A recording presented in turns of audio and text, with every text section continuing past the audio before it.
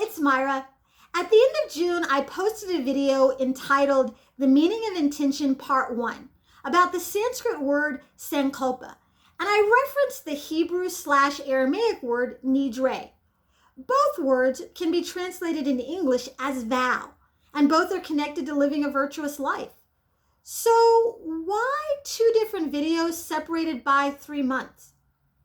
Shana Tovah to those of you watching this soon after I posted who have a pretty good idea of why I would do it this way. For those of you who have no idea what I'm talking about, allow me to explain.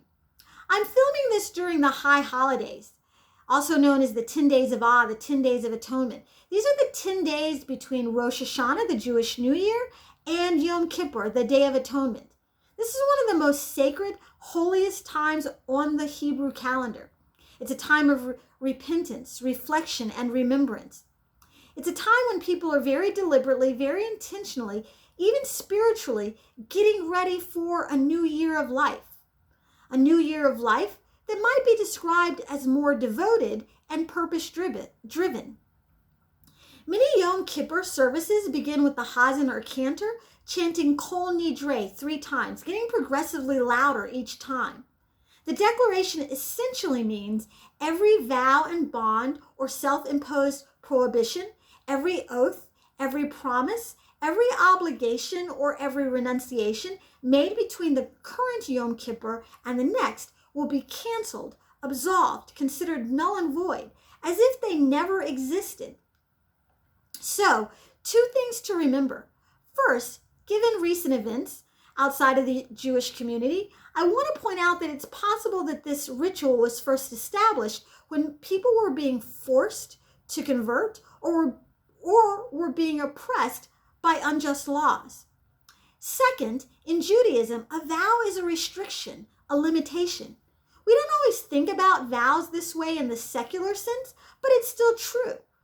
An oath, precept, or vow curtails or inhibits our behavior, which is not necessarily a bad thing.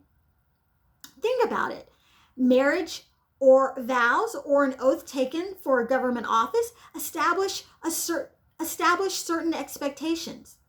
The yamas in the yoga philosophy are external restraints and universal commandments that establish a code of conduct. Same thing with precepts in Buddhism. Same thing with the 10 Commandments. Deuteronomy 23 specifically states that if we refrain from making vows, we will have no sin. Great. The only problem is we're human. Every day we make promises to ourselves and to others. Every day we make mistakes. We sin. Sometimes those mistakes or sins holds us back. Sometimes we have a hard time forgiving ourselves, let alone anyone else. We get stuck. And then we need to find a way to get unstuck. The Kol Nidrei declaration doesn't give Jewish people a license to break vows or promises or sin with repudiation. Instead, the chant gives people an opportunity to forgive and be forgiven.